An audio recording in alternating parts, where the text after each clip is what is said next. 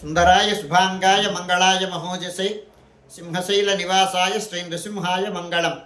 శ్రీ శ్రీ శ్రీ వరాహలక్ష్మీ నృసింహస్వామి వారి సన్నిధానంలో భాద్రపద శుద్ధ ప్రతిపత్ బుధవారం ఉత్తరా నక్షత్రం సెప్టెంబర్ 4వ తారీఖు యథావిధిగా 4 గంటల నుంచి 4:30 గంటల వరకు సుప్రభాత సేవ.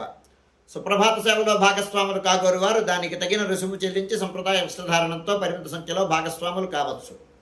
4:30 గంటల నుంచి 6:30 గంటల వరకు ప్రాతరారాధనం. ప్రాతరారాధనంలో భాగస్వాములు కాగోరు వారు దానికి తగిన రుసుము చెల్లించి సంప్రదాయ వస్త్రధారణంతో పరిమిత సంఖ్యలో భాగస్వాములు కావచ్చు.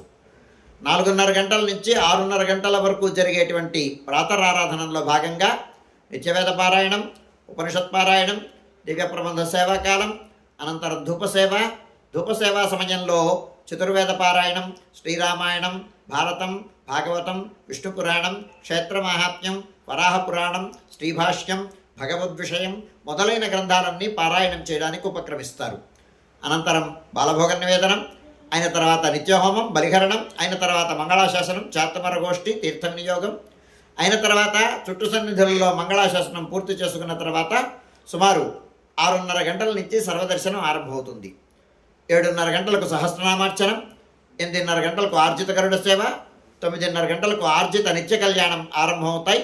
ఆయా సేవలలో భాగస్వాములు కాగోరు వారు ఆయా సేవలకి తగిన రుసుము చెల్లించి సంప్రదాయ వస్త్రధారణంతో పరిమిత సంఖ్యలో భాగస్వాములు కావచ్చు. 11:30 గంటల నుంచి 12:15 గంటల వరకు రాజభోగ నివేదనం, మహానివేదనం. ఈ సమయంలో భక్తుల యొక్క దర్శనములు నిలుపుదల చేయడం జరుగుతుంది.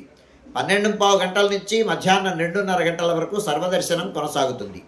మధ్యాహ్నం 2:30 గంటల నుంచి 3 గంటల వరకు మధ్యాహ్న విరామం. ఈ సమయంలో భక్తుల యొక్క దర్శనములు నిలుపుదల చేయడం జరుగుతుంది. మధ్యాహ్నం 3 గంటల నుంచి రాత్రి 7 గంటల వరకు సర్వదర్శనం. రాత్రి 7 గంటల నుంచి 8:30 గంటల వరకు రాత్రి ఆరాధనం. రాత్రి ఆరాధనంలో భాగస్వాములు కాగోరు వారు దానికి తగిన రుసుము చెల్లించి సంప్రదాయ వస్త్రధారణంతో పరిమిత సంఖ్యలో భాగస్వాములు కావచ్చు.